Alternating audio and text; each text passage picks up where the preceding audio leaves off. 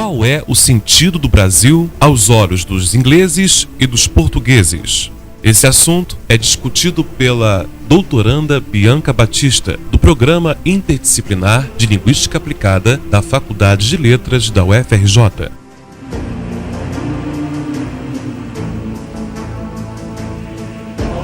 Viajantes portugueses e ingleses que estiveram aqui no Brasil e produziram seus relatos e falaram o que é o Brasil.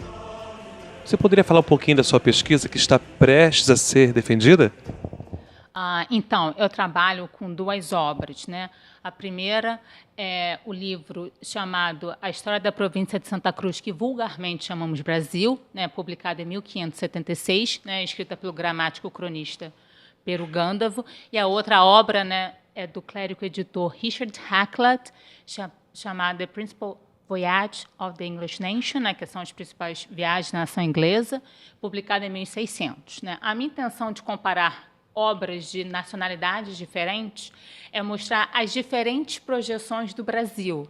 Né? De um lado, né, o Pero Gândavo tenta a todo custo defender, né, que os portugueses descobriram o Brasil e, em virtude disso, eles eram os verdadeiros proprietários do Brasil, enquanto que o clérigo editor inglês, né, tenta defender a todo custo que os ibéricos não tinham direito de posse nenhum sobre o Novo Mundo e que a América era uma região em que todo e qualquer navegante poderia chegar, ocupar, explorar, e que os ingleses deveriam ser um desses, né, a explorarem e ocuparem a América, em especial o Brasil. Agora, a sua pesquisa envolve questões históricas. Como, então, aplicar nessas questões os parâmetros da linguística aplicada? E a sua pesquisa também é inscrita no Programa Interdisciplinar de Linguística Aplicada da UFRJ. Como é que você poderia explicar um pouquinho sobre isso? Então, esses embates de poder, né, entre nações concorrentes, né, durante esse período das grandes navegações, também se configurava no cenário discursivo. Né? Essa questão, né, da seleção, né, das palavras, né, no texto são determinantes. Né? Na obra do Pero Gândavo, ele afirma a todo momento que o nome da província não era Brasil, mas sim Santa Cruz, porque Santa Cruz foi o nome dado pelo descobridor português. Santa Cruz marcava, né, um compromisso da província com o catolicismo. Né? E o fato de se perpetuar o nome Brasil apagava essa agência portuguesa sobre a região. Né? E também essa ênfase, né? essa defesa do nome verdadeiro, de certa forma, era uma defesa, né, desse direito de posse português sobre o Novo Mundo. Né? Eu acredito que essa questão da nomeação, né, está envolvida com atos de posse. Né? Nomear uma região, né, escrever sobre essa região eram atos de posse, e levando em consideração, né, que diferentes nações, né, alegavam direitos de posse, né, sobre as regiões do Novo Mundo. Escrever uma história portuguesa sobre o Brasil era uma forma de assegurar, né, que o Brasil era uma província portuguesa. E o clérigo editor, né, ao publicar textos, né, ao publicar relatos de viagens, né, de ingleses que estiveram no Brasil, era uma forma de defender, ratificar que o Brasil não era a província portuguesa e o Brasil era uma região que poderia ser ocupada pelos ingleses e poderia, né, futuramente ser uma colônia inglesa.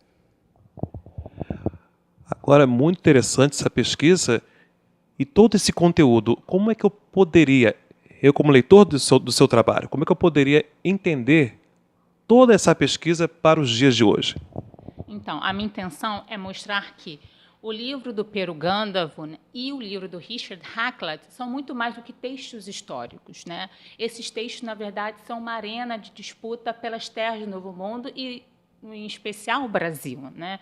Eles projetam o mesmo evento de diferentes maneiras, eles projetam eventos históricos, personalidades históricas de diferentes maneiras. Então, a intenção é mostrar que, a partir, né, de diferentes propostas políticas ideológicas, eles constroem diferentes histórias sobre o Brasil, né? E essa questão de embates de poder, né, que se faziam presentes no século XV são questões que se fazem presentes até os dias de hoje, né, e que nos permitem, né, lançar um olhar crítico sobre esses textos, que são muito mais do que textos históricos, mas são uma arena viva, né, e uma arena de disputa por terras no Novo Mundo. Isso lembra aquela questão de o texto não ser neutro, não é isso? Ou seja, o texto, o historiador, ao analisar aquele texto, não tem de tomá-lo como algo neutro, mas sim como imerso às asperezas linguísticas, discursivas, não é isso? Isso, porque essa questão de publicações no livro, né, principalmente no século XVI, também envolve um conjunto, né, de fatores, né, a questão dos patrocinadores, né, e essa questão de incentivar, né, um patrocínio, né, de colonização nessas terras do Novo Mundo, né, tanto o Peru Gandalf como Richard Hakluyt, eles pretendem, né, mostrar para os comerciantes e para os reis, né, que seria muito vantajoso, né, investir em expedições colonizatórias e exploratórias nas regiões do Novo Mundo, em especial o Brasil.